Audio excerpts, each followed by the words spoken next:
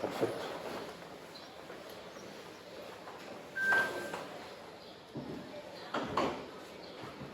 Bueno, yo había traído una pequeñísima presentación. En fin, vamos a hacerlo muy Oficial. ¿Eh? Sí, para hacerlo un poco más oficial. Bueno, yo creo que el ratito que ya hemos llevado aquí, yo creo que ya ha merecido la pena estar, charlar y conocer estas historias, ¿no? Hombre, yo sí que es verdad que tengo que dar las gracias al Ayuntamiento en este caso porque, bueno, ha colaborado con nosotros en la organización del evento, evidentemente a Serafina como concejala y a Víctor, por supuesto, porque siempre ha sido, o sea, desde el momento que le dijimos, o sea, disponibilidad absoluta, encantadísimo y dispuesto, en fin, sin problema ninguno, al revés, encantado y entonces en ese sentido, pues, ya, desde ya darle las gracias, pero o sea, con muchísimo fuerza, porque es que, ya te digo, ha sido un encanto, ¿no? Haber podido tenerlo y contar con él, ¿no? Y su disponibilidad. Sí que es verdad que esto se enmarca dentro de lo que es la semana de los archivos. Nosotros tenemos aquí, hemos organizado durante estos 2 fines de semana una exposición con la que queremos un poco sacar a la luz, aprovechando que celebramos el Día de los Archivos, que es el 9 de junio, pues aprovechamos para sacar a la luz y mostrar un poco los contenidos de los archivos que tenemos en el pueblo, ¿no? En el pueblo, en este caso, sobre todo el municipal. Y tenemos expuesto una selección, en este caso de actas capitulares, porque lo hemos dedicado a las actas capitulares, desde el siglo XV al siglo XX. Lo tenemos en el Teatro Municipal, lo vamos a tener mañana y pasado, abierto por la tarde. Bueno, por sacar y que la gente un poco aprecie realmente en la riqueza que tenemos, ¿no? Y conozca determinados aspectos de la vida de Villalba que desconoce. Evidentemente, si hablamos de archivos, este libro está absolutamente relacionado con el mundo de los archivos, porque seguramente sin los archivos hubiera sido más complicado llevar a cabo esta obra y realizar esta obra. Entonces, bueno, pues esa relación, archivos, historia, documentación, investigación, pues creo que se refleja perfectamente en este libro. Cines de Pueblo es yo de verdad que os lo recomiendo que lo leáis porque es un ensayo que nos habla de nuestra historia. Quiero decir que lo que está contando es algo nuestro, es nuestra historia. Quizás a través de una perspectiva diferente, de ese foco, ¿no? De esos viejos aparatos, ¿no? De proyectores, ¿no? Entonces, esa perspectiva tan particular que nos cuenta esa parte de nuestra historia que muchas generaciones pues las han vivido, la han disfrutado y de la que tienen un recuerdo muy especial, porque marcó sus vidas. Ya no solo a nivel cultural, a nivel social, sino a nivel familiar y sentimental, porque formaba parte de sus relaciones habituales, ¿no? Del día a día, donde salieron, bueno, yo creo que muchas parejas se construyeron en los cines, ¿no? Entonces, eso es importante, o sea, sacar y recuperar esa memoria es muy importante. Y por supuesto, no serviría de nada sin el trabajo, por ejemplo, de Víctor, ¿no? que ha plasmado esa historia en un texto, en un libro que lo tenemos a mano, que podemos recurrir a él y que podemos hablar de él. El fenómeno del cine es un fenómeno, bueno, que está cargado de sentimientos, de emociones, o sea, no es un espacio, el cine no es un espacio físico, es un espacio sentimental, ¿no? Es un poco la idea que yo creo que él también pretende transmitir a lo largo del libro. Y bueno, yo a Víctor, ya lo comentaba con él, no lo conocí, coincidimos un día en el archivo, curiosamente, ¿no? En el archivo, que bueno, él llegó para investigar y yo estaba allí, ¿no? Entonces, bueno, fue un contacto fugaz. Pero sí que es verdad que dejó un poco, ya, oye, esto, ya salió el tema, ¿no? Está investigando, oye, pues mira qué curioso. Bueno, pues a partir de ahí yo creo que no se ha dejado, ¿no? No lo hemos dejado, lo hemos perdido la pista, ¿no? Y sí que es verdad que, bueno, Víctor ha sido, su vida prácticamente ha estado vinculada a la enseñanza, ha sido profesor de historia en diferentes institutos, ¿no? de la provincia, y su vinculación con la escritura yo creo que le viene en el ADN, ya lo traía en el ADN, porque yo creo que sus referentes y su parte familiar relacionado con el mundo de la escritura, con el mundo de las letras, ya lo trae de familia. Creo, pero creo que algo hay. Yo vivo en una calle que se llama Antonio Ceferino Bocanegra, y yo me llamo Víctor Bocanegra, la calle de mi abuelo. Y mi abuelo era un gran escritor, escribía muy bien. En fin, está uniendo su trabajo profesional. Además fue empresario, el cine experiencia, fue suyo y luego fue de mi padre. Entonces, bueno, de él obras, os voy a citar algunas, ¿vale? Ha trabajado la prosa, ha trabajado la poesía, ha hecho, por ejemplo, cuento que ha prologado y anotado una obra poética y 2 en prosa, obras suyas son también relatos del Anaquel, Clara, en Sunio. Sunio. No, pero no lleva tilde porque es griego, eso es griego. Sunio es un sitio que yo recomiendo que vayáis alguna vez en vuestra vida. Cabo Sunio. Cabo Sunio está muy cerquita de Atenas y es un sitio que tiene, desde mi punto de vista, yo he visto muchas, pero una de las puestas de sol más maravillosas que se pueden ver. Cabo Sunio, hay un templo, precisamente, la ruina es un templo griego y el sitio no puede ser más bello. Bueno, tiene novelas, cuentos y relatos de la bacería. También incluso ha hecho su incursión en el mundo de la gastronomía.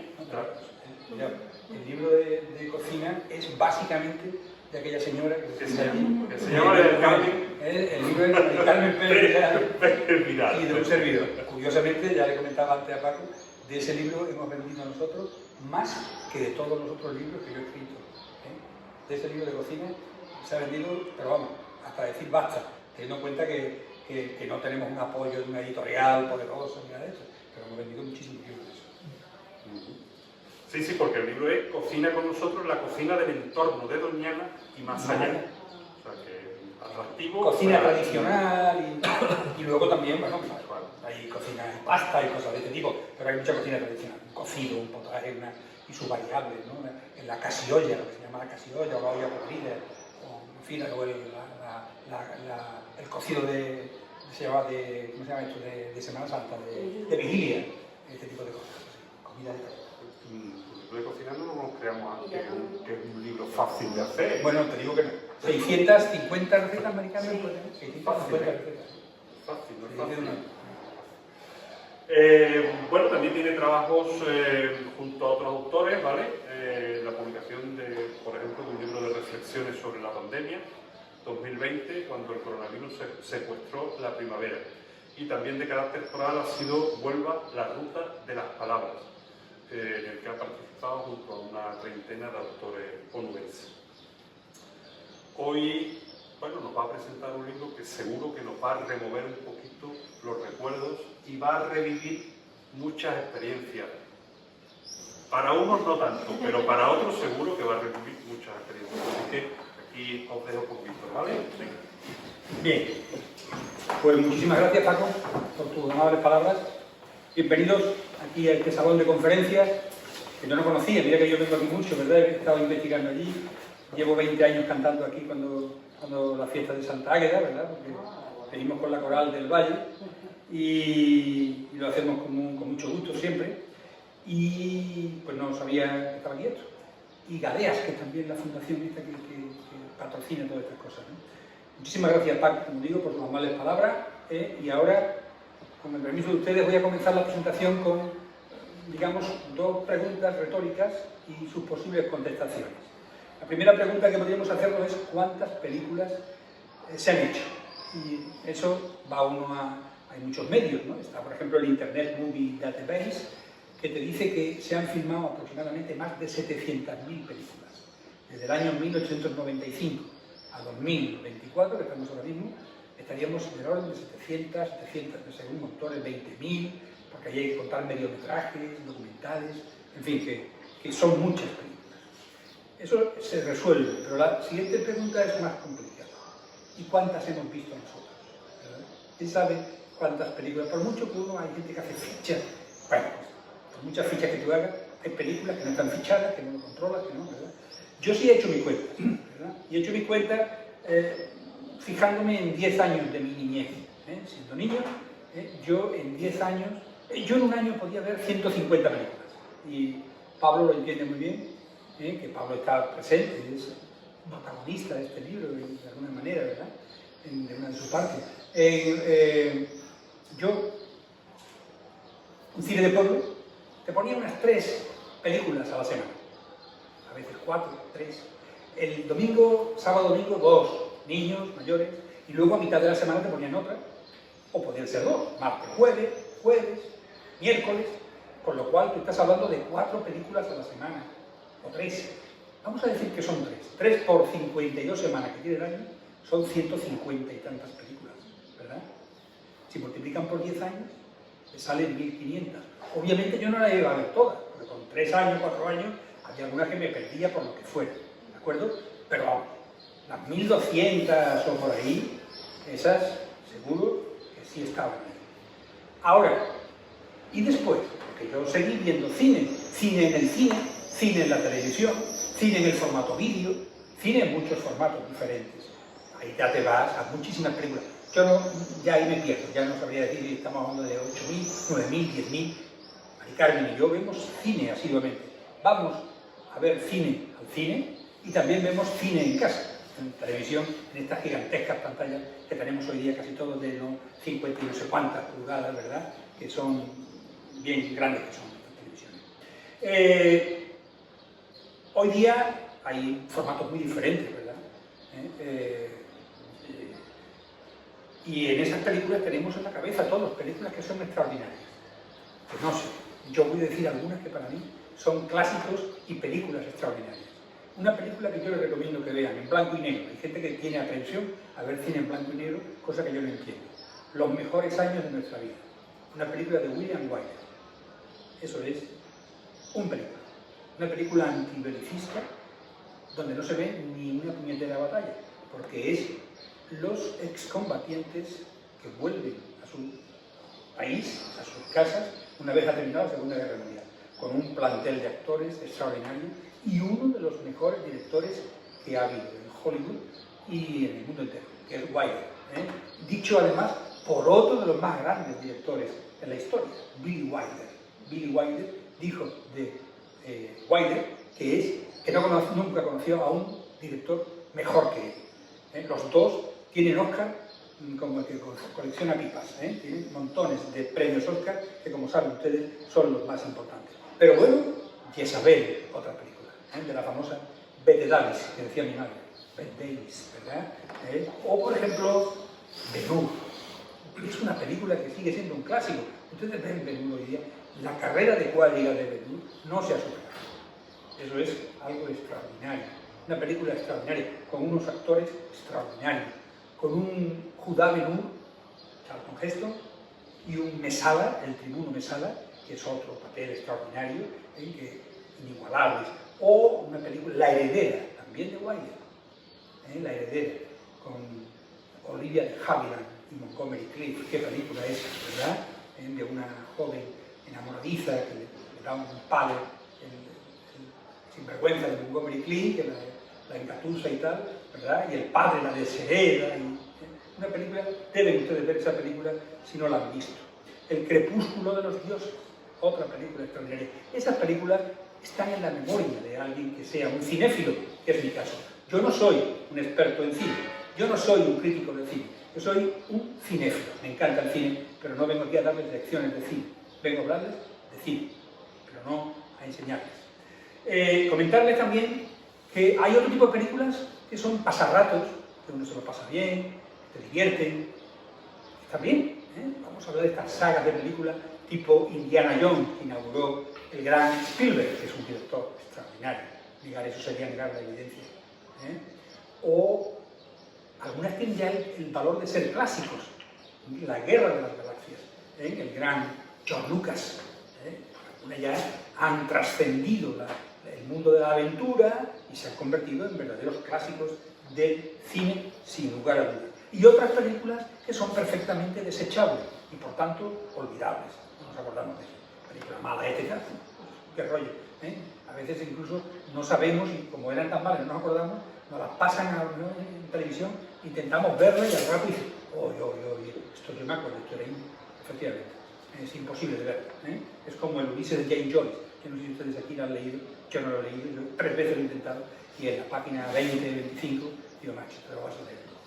Lo lees tú cuando te aburras, pero yo no. Y yo soy un lector empedernido, eso sí que soy vicioso en la lectura. Comentarles que el cine para mí fue mucho, ha sido mi vida realmente. A mí el cine era más que un entretenimiento. Para mí es un medio de formación. A mí el cine me formó, el cine me pulió, el cine me enseñó incluso a amar. El cine me hizo creer a mí, o nacer en mí las primeras pulsiones precisamente en el deseo de amar, en ese momento en que uno se cree un hombre cuando realmente no lo es. Y eso le ocurre a un hombre y le ocurre a una mujer. Es decir, quiero decir que este es un fenómeno que le puede afectar a cualquiera de los que estamos aquí, independientemente de que seamos mujeres o hombres. ¿De acuerdo? Nada original en este sentido, porque le ha pasado a mucha gente. Decía que me formó, y acepto como una verdad incontrovertible, que el cine a mí me ha absorbido. Yo acepto que mi cultura, básicamente en la niñez, provenía del cine, aunque yo tuve la suerte de tener un abuelo, la negra, que disponía de una biblioteca y que yo leía libros cuando la gente no leía. Hoy día quien no lee es porque no le da la gana, porque el formato libro-papel, el audiolibro, el PDF de internet, el ebook, quien no lea hoy es porque no me engañes, libros, y además a precios, ¿verdad? Las colecciones de bolsillo, te compras libros por 6, por 7 euros, incluso en un ebook, me parece que o lo tienes gratis o te cuestan 1,5 euros y cosas así. O sea que la lectura es muy fácil, pero yo en aquella época leía. Yo leí Hamlet cuando no debí leerlo, porque no tenía edad para entenderlo, pero sí me acuerdo, por ejemplo, del impacto que fue en mí el Robinson Crusoe de Defoe. Me acuerdo que eso, yo disfruté con ese libro tremendamente, o La isla del tesoro, de Stevenson. Es decir, ese tipo de literatura a mí me marcaba. Y en el cine yo encontraba el trasunto de la literatura. Era la literatura a la vista, vista por una persona. Como digo, a mí me formó. ¿Y quieren ustedes que les diga una prueba? Ustedes, aquí desde mi edad creo que hay poca gente. Pero yo cuando empiezo el bachillerato, en aquella época teníamos que hacer un examen que se llamaba examen de ingreso. Antes de primero, segundo, tercero, cuarto, quinto y sexto. Yo no soy de la EGB, yo soy de ese plan antiguo. Entonces, ese examen que se hacía en el Rábida, en el Instituto Rábida. Por cierto, yo no recuerdo ver allí a una niña. Éramos todos niños, separados, en pupitres individuales, un miedo tremendo, y tenía 9 años. Yo hice ingreso en primero del mismo año. Entonces, asustado allí, ¿verdad? Que ponían una redacción, siempre el dictado era sobre Platero, su pelaje, sus ojos negros, azabache, esto, lo otro. Y luego aparecían problemas de geometría, de aritmética, ¿verdad? Cosas de literatura, de ciencia de la naturaleza, y preguntas de tipo general, lo que se llamaría una geografía descriptiva. Y me acuerdo que una pregunta fue, ¿dónde está la Pampa? Y la gente allí se miraba, la Pampa, ¿quién es la Pampa? ¿Eso qué es? Hoy día sabemos todos dónde está la Pampa, pero en aquella época no se sabía dónde estaba la Pampa. Los mapas que había en el colegio eran un mapa raído de España y si tenías uno universal te ibas muy bien, ¿no? Entonces, yo tenía esa circunstancia, entonces la gente allí, yo le dije a unos cuantos compañeros, digo, tranquilo, que yo sé dónde está la Pampa. La Pampa está en Argentina, pero yo porque lo sabía, no porque lo hubiese estudiado. Yo es que había visto la película Los 4 jinetes del Apocalipsis, la película de Vincent Minnelli, que reproduce una obra inmortal de Blas Ibáñez que se llama así, Los 4 jinetes del Apocalipsis. Y el patriarca de esa familia es un hombre que vive en Argentina. Y él aparece vestido de caucho al principio, tiene 2 hijas y se casa una con un nazi y otra con un francés liberal, progresista, el hombre entendido en arte, y el otro, el nazi, no es un nazi, es un hombre tal, y los hijos, claro, los primos, se van a enfrentar a lo largo de la película. Eso es un error literario, porque Blasco Ibáñez no ambienta la novela en la Segunda Guerra Mundial, la ambienta en la Primera Guerra Mundial. Pero bueno, eso es secundario, ¿de acuerdo? Entonces, yo sabía eso por el cine. Mi cultura era básicamente cinematográfica. Luego ya estudié, leí y aprendí otras cosas. En la casa en la que yo vivo, ahora mismo, y en donde yo he escrito la mayor parte de este libro, el 85%, yo me siento exactamente en el mismo lugar que se sentaba Diego Bejarano, que era un hombre al que yo respetaba y le quería, y era el portero del cine de mi padre. Exactamente donde él se sentaba, la casa, el salón se tiró y la casa se hace sobre el salón, y yo tengo el despacho, la mesa y mi asiento exactamente donde estaba la butaca en la que se sentaba el portero, ¿de acuerdo? Y ahí he escrito yo el 80%. Luego he escrito algunos retazos pues, en Alarcón, en la provincia de Cuenca, en San Estevo, en Orense, incluso entre las islas de Rodas y Corfú, y lo ultimito entre Cádiz, Casablanca, Funchal y Las Palmas de Gran Canaria. ¿Por qué? Porque ese fue el último repaso que yo le di a la novela antes de mandarle el ok a la editorial y decirle, venga, edita ya, ¿no? Y luego veo que me cometen algunos errores, palabras que no me han separado, yo le puse que separara, en fin, tipo de cosas. Es imposible, no se puede hacer un libro sin que haya errores ortográficos al menos. Lo que les llama es imperdonable que sean falta de ortografía, que de esa espero que ustedes encuentren pocas. El libro es un ensayo realmente, por él pasan gente muy curiosa, gente muy representativa. Por ejemplo, pasa un pionero del cine español, Francisco Elías Riquelme, que tiene precisamente un premio, da un premio en el Festival de Cine Iberoamericano. Es un onubense, que muere en Barcelona a una provecta edad, que era muy mayor. Este hombre fue el primero que hace película sonora que se tenga hoy día, porque hay una anterior a esta, que se estrenó como 15 o 20 días antes, pero ha desaparecido, no hay ninguna copia de esa película, pero la de este señor, de Riquelme, sí que se conserva.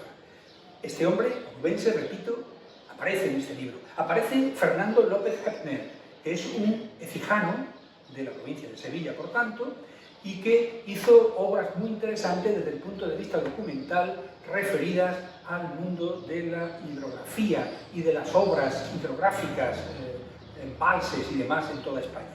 Y aparece también un señor muy curioso, Norberto Solini. Este es un gallego, criado en Cuba y que estudia y trabaja en Nueva York. Vuelve a Europa, a España, guerra civil, trabaja con la UFA es la productora alemana de cine. ¿Recuerdan lo de La niña y tus ojos? Esa película de esta mujer, de... Penélope Cruz, pues ese tipo de películas Norberto Solini las va a producir. Produjo una que a mí me hizo llorar de pequeño y que creo que a algunos de ustedes también le debió hacer llorar, que fue Fray Escoba. No lloré llorar con Fray Escoba, cuando yo era pequeño, ¿verdad? René Muñoz hacía de Fray Escoba. Bueno, y esto es más sonoro, una famosa trilogía, de las trilogías más famosas del mundo. Por un puñado de dólares, El bueno, el feo y el malo, y La muerte tenía un precio. Esas películas, la producción, aunque él a veces no aparece en los créditos, en algunas sí aparece, creo que es en La muerte tenía un precio, como productor, junto a la producción, o productor ejecutivo, Norberto Solini fue quien la hizo. Este hombre, dirán, bueno, ¿y qué tiene que ver esto con Huelva? Pues porque se casa con Manolita Morán. Manolita Morán es una triguereña, una mujer de Trigueros, y ellos viven en Trigueros, van a Madrid, vuelven hasta que definitivamente se instalan en Madrid. Él se retira y ya muere en Madrid, y es conocido por el que fue presidente de la Diputación de Huelva, Prieto, que es el que me dio a mí esa información sobre este curioso personaje. Además de Solini, de Hepner y de Riquelme, ¿quiénes pasan por aquí? Pues pasan operadores de cine, pasan taquilleros, limpiadoras del cine, muchos personajes, gente que vendía chucherías, que vendían pastelitos, personas vinculadas al cine de una u otra manera. Además de esas personas, por supuesto, pasan los mitos cinematográficos. ¿Quién no se ha enamorado de Susan Heyward, Rita Hayworth, o por ejemplo Marilyn Monroe, por Dios, si eso es, o a quién no le impactó Silvana Mangano en Riso Amaro, en Arroz Amargo, o Paul Newman, o Clark Gable, o cualquiera de estos mitos del cine vivientes. Y hablo para que el libro de gustos esté abierto y cada quien se identifique con quien quiera. Yo me enamoré de Connie Stevens viendo la película Susan Slade. Es una película normalita, pero que es una película de un color extraordinario y me enamoré de ella, digamos, perdidamente, era un niño y lógicamente yo no sabía lo que quería, porque luego cuando conocí a mi mujer ya me di cuenta que realmente era ella la que sí me gustaba y no Connie Stevens, pero en aquel momento a mí Connie Stevens me captó. El cine era un medio, lo decíamos antes, era el otro lado del espejo, una España que vivía en la grisura, una España donde no había libertades y veíamos cine en color, y veíamos cine donde la gente era libre, donde la gente podía hacer cosas que nosotros no podíamos hacer y usaban cosas que nosotros ni habíamos visto, ¿verdad? Era la otra parte del espejo, allí donde queríamos estar, esa nueva frontera que nosotros no teníamos, y además en color. Esto era como un poco una España en blanco y negro, ¿no? O gris en todo caso. Les voy a poner unos ejemplos de 3 películas, fíjense, años 59, años 61, años 64. Primera película, Confidencias a medianoche, Michael Gordon, 59. Segunda película, año 61, Pijama para dos, Delbert Mann. Y tercera película, 1964, No me mandes flores, de Norman Jewison. ¿Vale? Esas 3 películas tienen un común denominador. Están interpretadas por un trío extraordinario de la comedia ligera, Doris Day, Rock Hudson y... me acerco a la chuleta, por Dios. Tony Randall. Comedia ligera americana de calidad. ¿Qué veíamos en esas películas? Vamos a ver. Veíamos un mundo en color. Veíamos apartamentos de lujo, casas unifamiliares, con jardín a la entrada de la casa, con salones con enormes cristalerías, un Haiga aparcado en la puerta, un Pontiac, un Buick, un Ford, ¿verdad? Una cocina que eso parecía de mentira, multicolor, colores azules, rosas, una Turnis, que es una Turnis, que era una Turnis en el año 59, 60 o 61 en España, o un Terminator, un frigorífico, General Electric. La cocina de mi casa, en ese año, era un pollo corrido con unos agujeros donde se ponía carbón y se hacía el potaje. Me imagino que la de muchos de ustedes. Mi padre, que además de empresario, era el representante de Fagor y de Corbero, compró para mi casa, lógicamente, una Fagor Victoria, con horno. Aquello era una cosa... Allí va la gente como si fuera un museo a verla. Decir, Anita, ¿puedo pasar? ¿Puedo pasar para ver la cocina? Es una cosa impactante, ¿verdad? Pero repito, allí ya eso existía, y aquí no. Y aquí en los coches, ¿qué coches había? Coches con gasógenos casi. El 600 estaba saliendo. Había unos 1400 Seat o Fiat negros que parecían coches de muerto, y algunos Chrysler de estos antiguos americanos que eran los que utilizaban muchos para llevar a la gente a Huelva o a Sevilla, y la gente pirata que llevaba gente así. Esto es lo que había aquí, no había otra cosa. Es decir, ese mundo nos daba, nos impactaba. Por otro lado, la obra tiene una estructura bien sencilla, ¿verdad? Se inicia con una dedicatoria, aparece una introducción histórica muy breve para hablarle en general del origen del cine y algunas características, sin meternos en muchas honduras, y luego nos metemos en materia, hablar de los cines de los pueblos del condado nubense y de la Aljafe sevillano, de Huelva y de Sevilla también, que también están ahí metidos. ¿Y cómo lo hago? Por orden riguroso alfabético. Empiezo con Almonte, termino con Villarrasa, y en Sevilla empiezo con Alcázar y termino con Villamanrique de la Condesa, ¿de acuerdo? Entonces, ahí aparecen los pueblos y aparecen, pues eso, las películas, que tal, muchas películas que aparecen, que cine, pues, por ejemplo, que aparece en Villalba. Pues en Villalba aparece pues, un señor que se llama Ruiz Vaca, que fue un empresario de los primeros, más antiguos. Aquí el cine empieza todavía en la década de los 40. Seguro que antes hubo cine. Hubo cine de manera intermitente, en la plaza pública, a lo mejor, que se ponía para una fiesta o algo, pero de manera regular es el año 47 cuando ya se hace cine. Y los cines están muy vinculados a esa avenida que tienen ustedes ahí. Constantemente ahí hay cines que van a cambiar de nombre. Por ejemplo, he dicho que aparece Ruiz Vaca, el gran Martín Carrero, Marni, el cine Martín de Casia, Martín Carrero. Va a aparecer un señor que se llama Fernando Parra Marín. Fernando Parra Marín es el dueño del Isafer de Manzanilla, que también explotó cine aquí. Y por supuesto va a aparecer también Francisco Javier León, que es el último que tiene cine aquí, el cine de las Mercedes, que está ahí cerca de la residencia. Por cierto, comentaros que también Aurelio, Pablo lo conoce muy bien, explotó cine aquí, ¿verdad? El que explotaba cine en La Palma del Condado. Exactamente. ¿Y qué cine? Pues el cinematógrafo Tenorio, seguro que algunos no sabíais que se llamaba aquí un cinematógrafo Tenorio, Cine Oriente, también se llamó, Cinema Paradiso, Villalba Cinema, otro nombre, por supuesto Martín Nicasio, La Misericordia, que es el cine de la preciosa portada con arco conopial de verano, que tienen ustedes ahí a la izquierda en esa avenida, y el cine de las Mercedes, que es el último de esas experiencias cinematográficas en los años 80. Hay otro apartado ya en el libro, que es el espacio geográfico como escenario cinematográfico. Y ahí me refiero a películas que se han rodado en el entorno en el que nos movemos nosotros. Por ejemplo, les he puesto aquí unos ejemplos, hay muchos más, hay muchísimos. Sobre todo hay pueblos donde se han rodado muchas películas. En Sanlúcar, la Mayor, por ejemplo, se han rodado muchísimas películas, muchísimas. Le voy a decir una que se ha rodado allí, Jalisco canta en Sevilla. Ahí una película de Fernando Fuentes que interpretó el típico charro mexicano, que era Jorge Negrete, y ella era una bellísima y famosísima entonces Carmen Sevilla, ¿vale? Otra película, La cólera del viento, muy cerquita de aquí, se rodó esa película, Rociana, Villarrasa, se rodó La cólera del viento, una película de Mario Camus, una película interesante, es como un western del siglo XX, en donde se habla de las luchas sociales, de los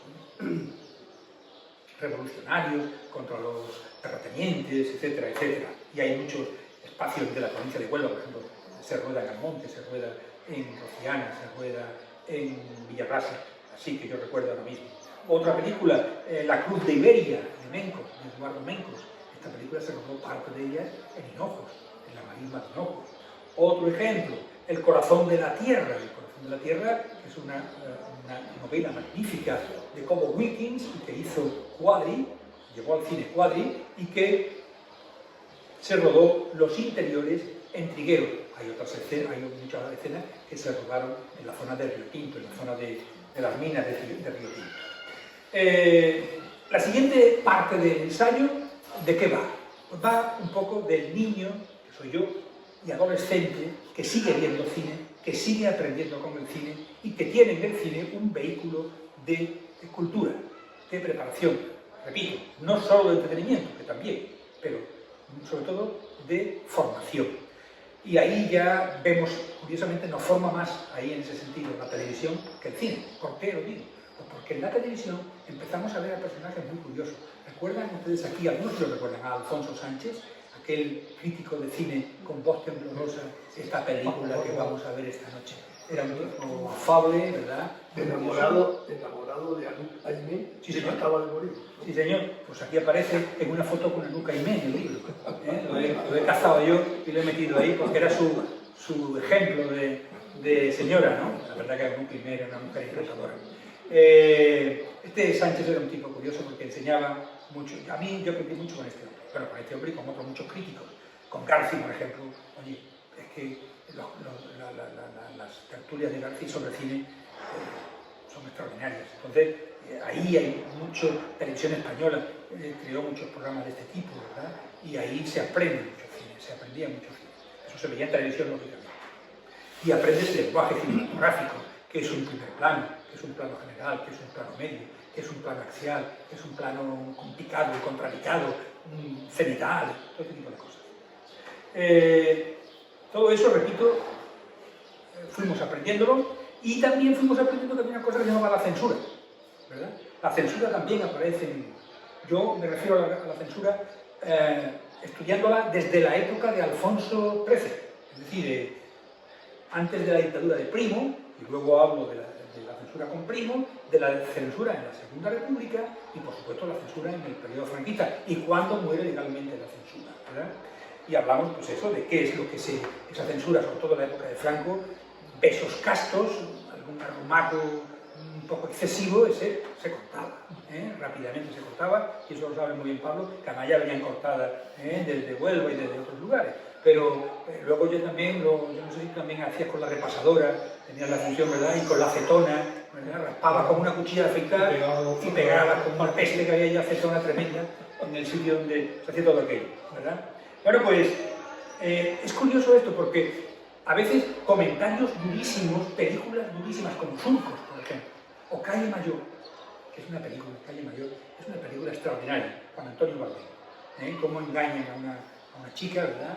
El típico guaperas, José Suárez, a ella, ella es una soltera un poco madurita y ella pues se cree que van a por ella y realmente era una apuesta entre los amigos, ¿no? Es dolorosísima esa película, durísima, rodada en Palencia y precisamente en Cuenca, en las escenas de la ciudad. Como digo, esas se pasaron, películas de Bardem, películas de el gran Berlanga, con comentarios muy duros, Los Jueves Milagros, no sé si han visto esa película, que son anticlericales, pues esas no se cortaron. ¿Por qué? Porque al censor se le pasó, lo veían como algo ahí de poca importancia y se les fue de la mano, ¿verdad?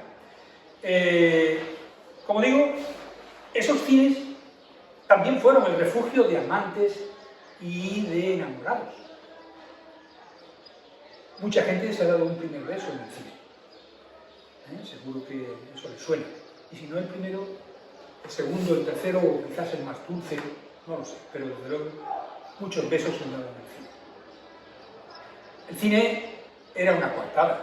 El cine era una coartada y en el libro traigo artículos de gente que habla sobre este tema, de esa efusión de sentimientos que se producían en las películas y el acaloramiento. Muchas veces, curiosamente, las parejas se tapaban con un chaquetón o con un abrigo cuando realmente frío no hacía, o el frío era perfectamente soportable. ¿Por qué? Porque por debajo, como dice la canción famosa de Manzaneros, por debajo se producía pues, un dédalo de manos que buscaban una desenfrenada manera de acariciarse, ¿de acuerdo? Y que eso todos lo sabemos. Termino el ensayo con un epílogo en clave sentimental, haciéndome eco de la nostalgia que produce, a mí particularmente me lo produce, entrar en cines que ya no lo son, que ya son como un viejo herido, ¿verdad? Y he entrado en varios, tanto en invierno como de verano. En Almonte lo he hecho, por ejemplo, en Huelva del Aljarafe, lo he hecho, por ejemplo, en Beas, lo he hecho también en Trigueros y alguno más que ahora no recuerdo, ¿de acuerdo? Te da una sensación de tristeza. El cine ha cambiado, Les comentaba antes que un operador de cine, del cine La Lira, de Trent, escribió que al cine lo mata la gasolina, también lo mata la televisión, obviamente, ¿verdad? Pero lo mata el vídeo. Yo he visto cartas a la Delegación de Cultura de Huelva de una empresaria de cine, precisamente del Cine Colón, de Paterna, quejándose de la competencia desleal que hacían los vídeos comunitarios. Claro, es que uno tiene ya en casa el cine, el oeste, y además una película picantita también para por la noche tranquila y para que voy al Cine Colón o al cine que fuere, si lo tengo en casa. No es lo mismo. No es lo mismo, ¿verdad, Pablo? Estar sentado en una butaca de aquellas antiguas, incluso en una silla de Anea, como las que tenía mi padre en el cine antes de que se incendiara. Eso le pasaba a los cines. El cine de mi padre, en el año 59, se incendió. Yo no me acuerdo, yo era un infante. Me acuerdo de ver a mi padre quemado, las cejas quemadas, los vellos de las manos quemadas, y teniendo que llegar allí el médico y darle a él y al ayudante, porque se incendió. Eso es muy normal. Los cines tenían el marchamo de actividades peligrosas, ¿verdad? El ayuntamiento decía actividades nocivas también, peligrosas. ¿Por qué? Por el sonido, por el ruido que podían generar y por el peligro del incendio. Y como digo, el cine ha cambiado totalmente, ¿eh? La gente ya no iba al cine, la gente se mueve en el coche, se mueve en la moto, busca otro tipo de divertimento, o también se va a la ciudad y dice, pues aquí tengo 7 películas para ver. En Avenida, el otro, el de la moto, el Imperial, un montón de cines para poder escoger. Ahora esto ya no. Y ahora también incluso se pone de moda el home cinema, ¿eh? En casa tiene uno pedazo de, además unos dispositivos por allí casi, tenemos allí casi el sound surround el sonido especial, lo podemos conseguir en casa. Pero no es lo mismo, tampoco es lo mismo. Yo les digo que no es lo mismo. No es lo mismo estar sentado en el cine y mirar hacia el cielo en una noche de verano y ver la Vía Láctea, pero no la Vía Láctea de verdad, sino la Vía Láctea que proyectaba el proyector hacia la pantalla. Ese montón de partículas chiquititas, que parecía que se movía y que tenía colores y que luego formaba una realidad que uno ansiaba, ¿verdad? Y que era lo que veíamos en la pantalla. No es lo mismo. Ahora uno va al cine y lo que huele es a palomita de maíz, a refresco de cola y a asepsia. Aquello parece un hospital, todo muy limpio, una chica limpiando detrás de 3 o 4 que estamos allí. No huele al cine, no huele al cine de mi padre, por ejemplo, donde incluso a veces olía mal, porque olía a pipí, a orina, porque los nenes se hacían pipí, y los que no eran tan nenes. Había una señora que se aliviaba, ¿verdad? Se hallaba, y los cines siempre suelen ir hacia abajo, para que el que está detrás de delante pueda tener una posición más fácil para ver. Y esas orinas, como cantaba el poeta, se iban al rompeola de todas, Madrid, rompeola de todas las Españas. En este caso era el antepecho del escenario, el rompeola de todas las meadas, con perdón de la palabra. Porque había orina y además yo lo veía, cuando estaba limpiando y la gente, oh, qué guarra, tal y ya esto, había gente que se aliviaba de esa manera. Entrar en un cine de estos le produce a uno una sensación como la que experimenta al ver la película de 1988 de Giuseppe Tornatore, Cinema Paradiso, y ver esa galería magnífica de personajes, ese extraordinario Alfredo, que es el Pigmalión de esta película, el operador, que es el que le mete el veneno del cine al niño, a el Totò, que se va a convertir de mayor, Salvatore Di Vita, en un famoso cineasta que vive en Roma, y que le dijo el mismo Alfredo que no volviera en una actitud muy dura, ¿verdad? No vuelvas, tan no vuelve que está esa Madre María ahí, sufriente, silente, una viuda de guerra de la Segunda Guerra Mundial, la pobre, más sola que la una, con su otra hija, mientras que el hijo vive en Roma, cómodamente y con éxito y tal, ¿no? Esa magnífica galería de personajes, nosotros ahí nos sentimos Adelfio, el padre Adelfio, ¿verdad? Con su sotana y su campanilla, que a golpe de campanilla decía dónde había que cortar para quitar el beso, el apretón, etcétera, etcétera, etcétera. Cierran el ensayo los agradecimientos y la bibliografía. Yo he investigado en el Archivo Histórico Provincial de Huelva y, por supuesto, en los archivos municipales. En este de Villalba, yo le agradezco al Ayuntamiento de Villalba y, por supuesto, a Ángeles Pastor, que es su archivera, la atención constante que ha tenido para conmigo, y gracias a ella, pues esto es más digno, gracias a esta persona. Por supuesto, a Antonio Palanco, que me recomendaron y que me habló. Este hombre, siendo niño, regaba en el cine de la Misericordia para que le dieran una entrada gratis. Y sin llegar a la máquina, con un cajón, se subía a un cajón y le daba allí a las cosas para que acercar los carbones, para que la luz, esa mágica, proyectara en la pantalla. Este Palanco es otro tipo interesante. Hay un tal Vázquez por ahí que no me supo dar el apellido, Pablo, querido Pablo, y Pablo Castizo, muchísimas gracias, Pablo, por tu inestimable ayuda. Francisco Castizo, que es tío tuyo, creo, ¿verdad? Porque también es otro histórico del cine aquí, ¿verdad? Calero, Francisco Calero, que vive en la calle Real, Antigua Real, luego Calvo Sotelo, y hoy Francisco Alcalá, ¿puede ser? Francisco Alcalá, ¿verdad? experta en calle, Francisco Alcalá. ¿No ves? Hombres, siempre hombres, ¿no? Y Maripepa Calero, de Lara, perdón, que es su esposa. Todas estas personas me han ayudado a hacer este libro en lo que a Villalba del Alcón se refiere. Termino ya no los voy a cansar. Aquí está el libro, obviamente, y como he tenido ocasión de señalar en otros foros, si ustedes tienen a bien leerlo, pues nos encontraremos en el interlineal de Cine de Puebla. Muchísimas gracias, y si quieren hacerme alguna pregunta, es el momento.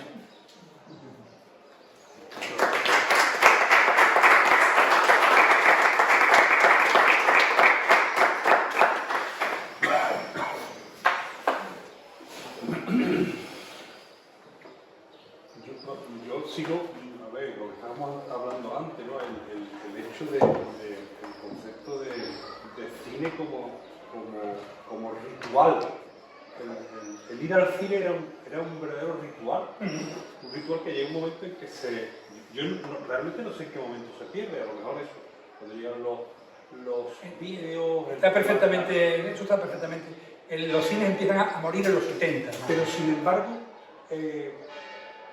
hasta hace poco, yo últimamente no lo sé, pero hasta hace poco parece que ese ritual había vuelto otra vez. Aunque no fueran los cines del pueblo, porque ya habían desaparecido, pero sí que es verdad que, por ejemplo, aquí en Villalba, ¿no? Nosotros nos desplazamos normalmente, queremos ir al cine, a La Palma.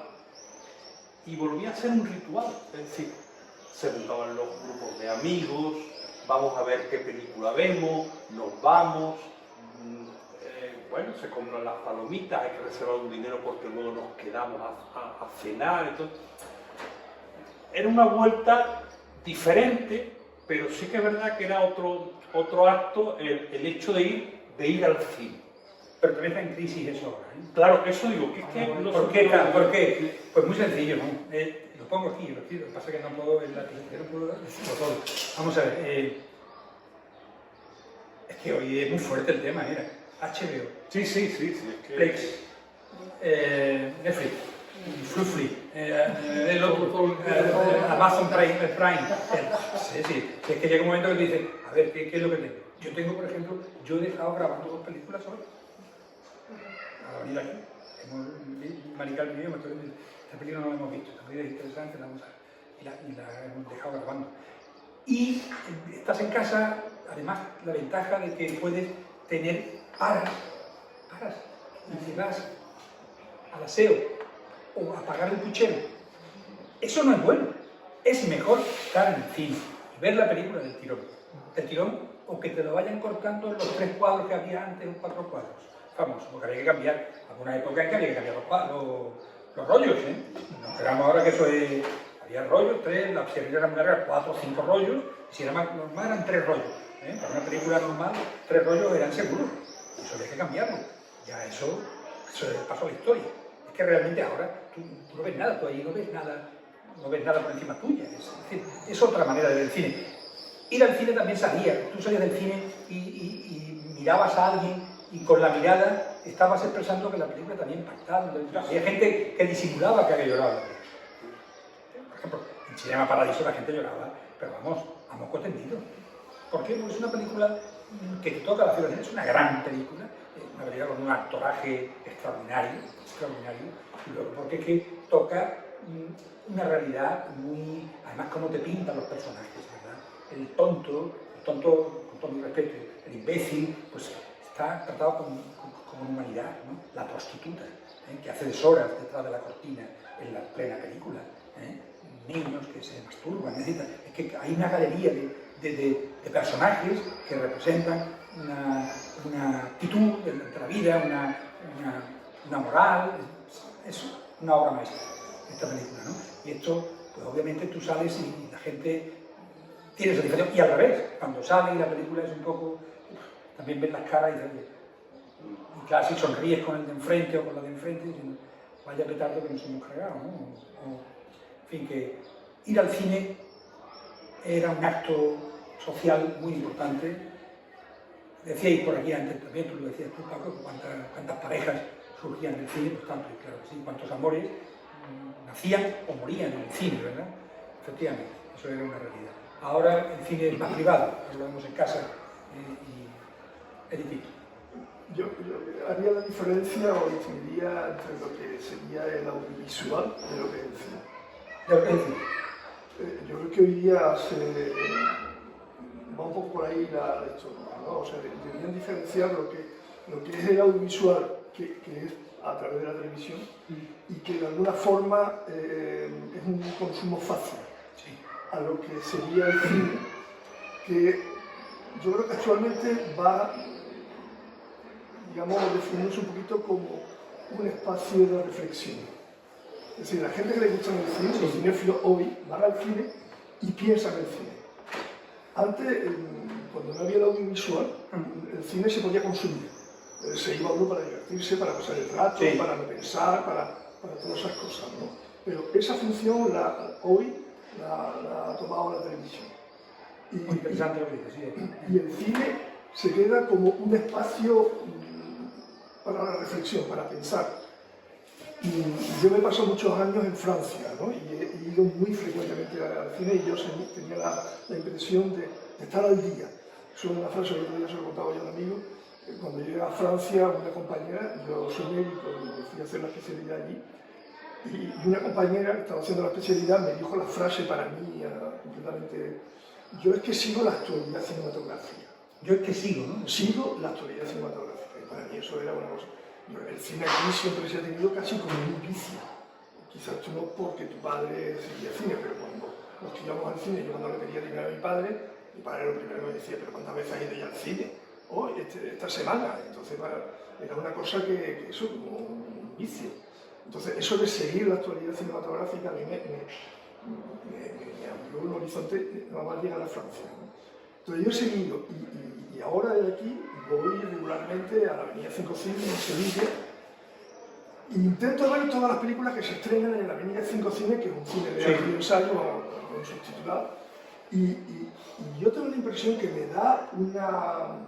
Yo le tomo el pulso al mundo y al cine, teniendo esa preocupación. Y pienso que se puede diferenciar esos dos espacios. Es decir, que sí. el cine te induce a una reflexión. Es distinto el cine A una reflexión sobre el cine. El cine es distinto al cine en televisión, completamente. Sí. Y además, tú entonces eras un experto. El cine francés, vamos, hablo aquí también del cine francés. Hablo de una cosa que no he citado porque no quería entender bien. Es curioso, pero hombre, negar que el cine sin Hollywood no sería lo que es, sí, claro. Sería tanto como negar la evidencia. Pero es curioso que yo he dicho, y no por casualidad, el nombre de dos directores. Ninguno es americano. William Wyler tiene un nombre imposible, y Billy Wilder tiene un nombre más imposible que el de William Wyler. Uno es de Alsacia, francés, de la Alsacia francesa, que entonces era Alsacia alemana, y el otro es de Polonia. Y se tienen que ir porque, afortunadamente, para Estados Unidos, el nazismo empujó a muchos intelectuales, músicos, por ejemplo. Max Steiner es un músico extraordinario. Miklos Rosa, por ejemplo, el músico de Perú, en el caso, ¿no? Son bandas sonoras que están ahí para la historia para siempre. Extranjeros. Grandes músicos, algunos de los mejores músicos. Irving Berlin, una de las canciones, la canción que más se ha vendido en la historia de la humanidad es Blanca Navidad, que les recomiendo, si os gusta la canción, que escuchéis la versión de Bing Crosby y de Frank Sinatra, que es, yo creo que no se puede hacer mejor que esa versión. Entonces, hay grandes cineastas y muchos cineastas que también han ido a Jean Renoir, por ejemplo. Bueno, son palabras mayores. Es decir, el cine francés tiene grandes artistas, a los que yo aquí me refiero. Aquí aparecen los 400 golpes, aparecen la Nouvelle Vague, es decir, todas estas cosas. Las escuelas cinematográficas, me refiero a ellas. La diferencia fundamental, que eso muchas veces pasa desapercibido, la diferencia fundamental entre el cine americano y el cine europeo es que en el cine americano el dueño es el productor. Sí. Y en el cine europeo el dueño es el director. Sí, pero yo te digo que sí, que es así. Y hay aquí, a mí el cine francés me gusta bastante. Es un cine donde lo del autor se nota mucho, a diferencia de otros cines. Lo que pasa también en Estados Unidos es que depende de dónde vayas, porque si tú te vas, por ejemplo, al cine que ha promocionado Robert Redford, ha promocionado un cine a nivel de fuera de los circuitos tradicionales y te encuentras cosas muy buenas. Cosas muy buenas, muy buenas. Estados Unidos, que produce tanta película, produce muchas morrales, pero produce obras maestras. Eso es innegable. Y hombre, Francia, Alemania también hace producciones, Italia, el cine italiano. A mí el neorrealismo, por ejemplo, me parece una cosa extraordinaria, ¿no? A mí, una película como El General de la Rovere, que la cito aquí, parece una obra maestra.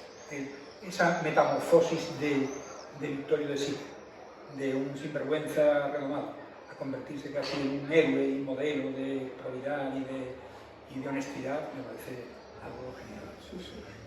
Lo que pasa es que yo pienso, no Pablo, que ha estado al día a día, el cine, nosotros hemos tenido un concepto muy, a ver, no sé, muy cuadriculado del cine. Yo recuerdo que pensar cuando era una película francesa, Sí, eso era así. Qué rollo. Francesa, es decir, que era un cine de consumo, en esos años, de consumo fácil. O sea, la comedia francesa última, el cine francés hace comedia muy buena. Sí, pero el cine francés era como eran palabras mayores.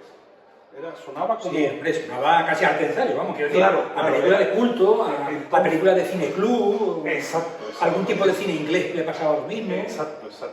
Era más carga intelectual, era una carga, pero vamos, más intelectual, cuidado, ¿eh? Hoy día tú la ves y dices, bueno... Sí, pero en aquel momento ese tipo de cine era difícil de consumir. Sí, era muy difícil. Y aquí consumíamos preferentemente, consumíamos el western, venga western muy bueno, ¿eh? Porque hay westerns que son, vamos, Centauro del Desierto, esa película, eso hay que coger, o El hombre que mató a Liberty Balance, descúbrete, porque vamos, eso es una obra de arte.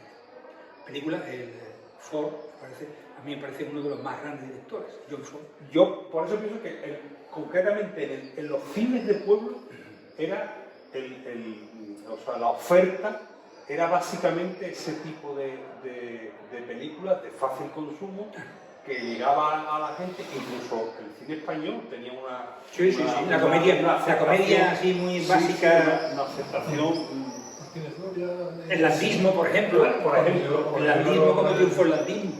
Y luego Landa sale como un director extraordinario, ¿no? Claro, entonces, esa herencia que nos llega a otras generaciones, es decir, entonces hay una generación, yo, por ejemplo, la mía o lo inmediatamente anterior a la mía, o por ejemplo, ese cine de culto, ese cine más denso, me refiero al cine francés y en muchos casos al cine italiano también, ¿no?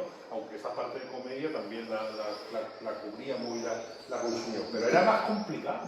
Claro, pero yo te puedo contestar desde mi edad, es decir, de mi generación. Claro. Es decir, que el cine de pueblo, al que tú te estás refiriendo, es heredero de esa actitud anticultural que tenía el franquismo en la época. Es decir, es que era anticultural. O sea, tú considerar el cine como cultura ya era ir en contra de... Era un pasatiempo. Era un pasatiempo. Cuando yo me voy a la universidad, yo hago medicina, pero mis amigos son casi todos de filosofía y letras. Entonces vamos religiosamente todos los fines de semana a todos los cineclubs, al cineclub universitario, al cineclub Vida, y entonces vamos a ver las películas de Godard, de Bergman, y entonces entendíamos lo que entendíamos y nos aburría lo que nos aburría, pero teníamos que ir a verlas. Entonces ahí ibas a culturalizarte, a cultivarte, y entonces a coger el cine como algo cultural. Entonces cuando ya te introduces por ahí, el cine trabajado, cuando hicieron un ensayo, luego yo vine allí, estudiando la carrera allí en Sevilla. Pero eso es la ruptura entre el cine del pueblo, pero eso, curiosamente, esos cineclub y esos cineforum, en el momento que llega la libertad, que llega, por ejemplo, la muerte de la censura en el año 76-77, aunque hay retazos todavía, incluso a principios de los 80, El crimen de Cuenca, o Rocío, no sé si la película Rocío, había escuchado hablar de una película que se hizo sobre el Rocío, que era muy crítica y tal, ¿no?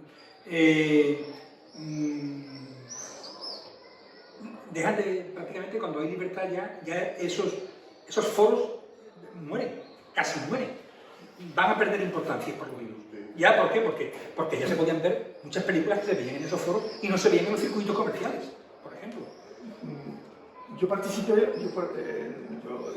en la formación de lo que se llamó la coordinadora de Cineclub de Sevilla. Sí. Que era medicina, ingeniero, arquitectura y magisterio. Y fue justo los años después de la muerte de Franco. Sí. Entonces teníamos todas las películas para estrenar que no se habían estrenado. Claro. O sea, para mí el orgullo como cinéfilo es haber estrenado en Sevilla el Turismo Nocturno de Luis. Hombre. O sea, el que nosotros estrenáramos Turismo Nocturno, eso es, vamos... Esa era la ventaja de ese medio, era que tú podías ver cosas que no estaban en el circuito. ¿Qué ocurrió? Que muy pronto, afortunadamente, yo me acuerdo de ver muchas películas, ciclos de cine, el cine impresionista alemán, el cine de preguerra, o sea, de entreguerra, y algunas mudas. O sea, esa película en la segunda cadena te la ponían, claro, empezar aquello. ¿Esto qué es? Es decir, que era otra cosa, era otro tipo de cine. A veces te costaba trabajo tragártelo, ¿verdad? Pero oye, la televisión en este sentido, por eso yo he dicho, la televisión enseñó mucho porque, primero, las películas iban precedidas o después había un comentario y había una serie de críticas. Tú hablabas de una cosa, ¿esto qué es? ¿A qué se refiere con esto? ¿A qué se refiere con lo otro? Que ibas aprendiendo. Sin querer aprendías. La clave famosa, no sé si recordáis la clave. La clave jugó un papel extraordinario. Sí, sí. Yo recuerdo que Villalba, lo que era la casa del cura, cuando empezó aquello que se hizo allí, Cineclub, los jóvenes, Jurado.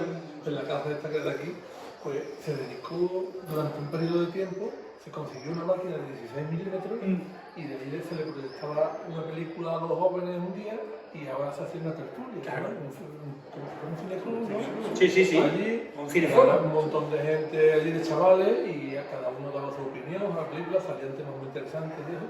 Recuerdo yo... Pero eso tuvo Muy poco vida tiempo, corta en general. poco tiempo. Claro, del momento que hay libertad, Hubo una que ya la que se gente hizo podía, eso en Villalba. aunque tú fueras con tus amistades y comentases, se comenta la película.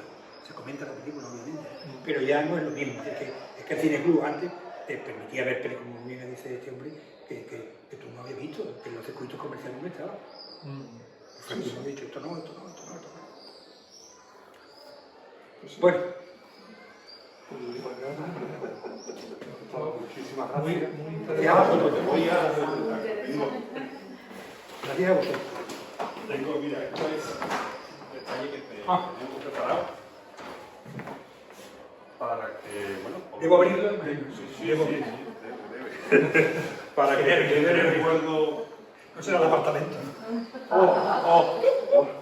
Eso es otro mítico, otro elemento mítico de la cultura popular. Eso es una obra de un autor local, que es un ceramista de reconocido prestigio, ¿Qué se dice? Carmelo del Toro. Y Del Toro, la familia del Toro vinculada con el cine aquí. Y ha reproducido Villalba del Alcor. Esto es, un se azulejo de la llama iglesia, un azulejo que tenemos en labor de la cería, se llama técnicamente esto. Esta cerámica que es preciosa, por cierto. Sí. Que es preciosa, por cierto. Ha reproducido un paño que tenemos en la iglesia que se conserva del siglo XIV para que Muchísimas vean gracias. de recuerdo. Muchísimas gracias y me ha encantado. Dice, no, a Carmela ha dicho Carmela. Carmelo. Se lo dice, se lo comenta a Carmela. Y me ha encantado. Bueno, pues damos por Gracias. finalizado. Colaborar, puede ver